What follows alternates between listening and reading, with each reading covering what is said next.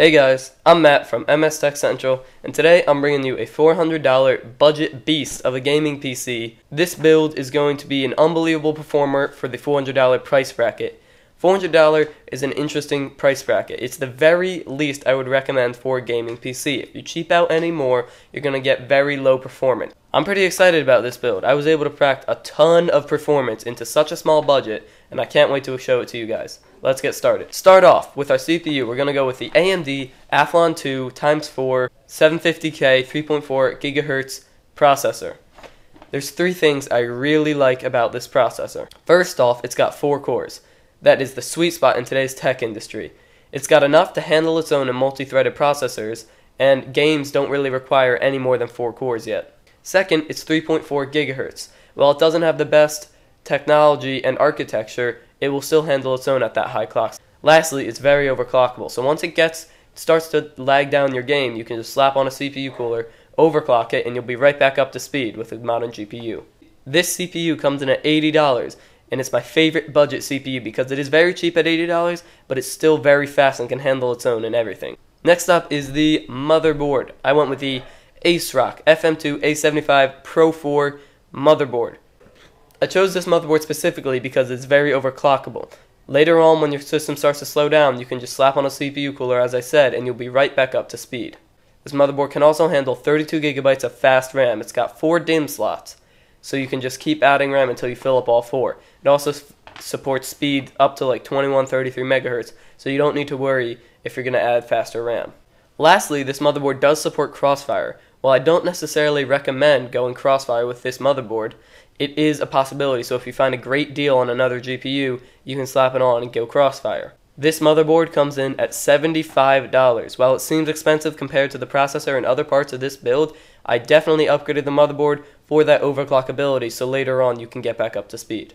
Next up is the memory. I chose the Wintec 4 GB of 1333 MHz RAM. I hate choosing RAM on these budget builds. It's a very hard dilemma.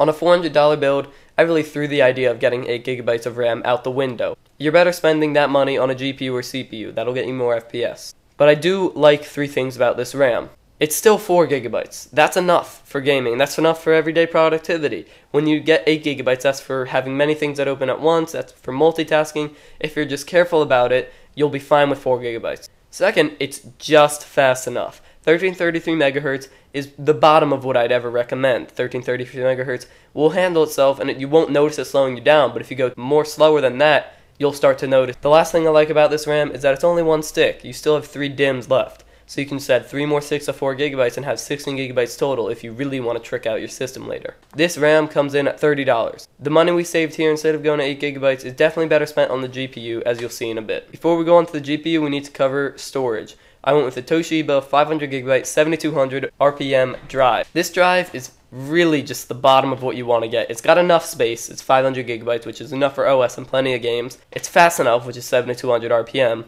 You want to avoid anything lower than that. And it's pretty cheap, so it's a good value, but you don't want to go much lower because you'll end up spending $50 for 250 GB instead of $55 for 500 GB. As I just said, this hard drive comes in at $55. On to the most important part of this gaming build, that is the GPU. I was able to squeeze out a 7770 GHz edition from MSI into this $400 budget build. I really like this card in budget builds. NVIDIA really doesn't have a good competitor for AMD's lower budget gaming GPUs. The 7770 has an awesome performance to price ratio at about $100. I really like this specific GPU because it's extremely fast. It's a 7770 GHz edition, so that means it's already 1 GHz, and it's also very overclockable.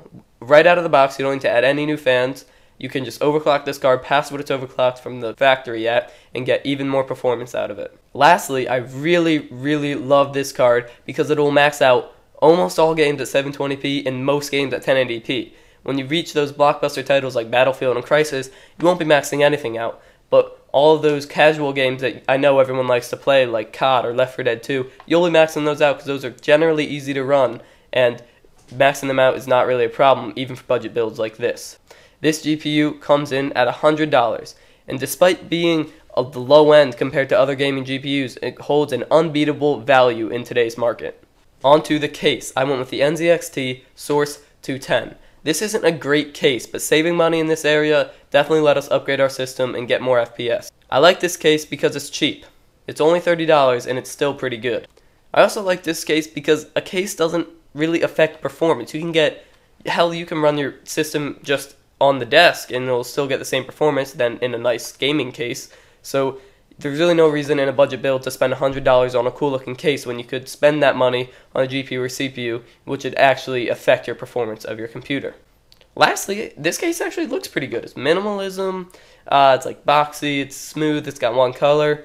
It doesn't look bad. You throw through LEDs and it'll shine. Nothing bad about the looks about this case, so even for a cheap case, it still looks pretty good. This case comes in at $36, and despite its cheap price, it gets the job done, and you can make it look pretty cool.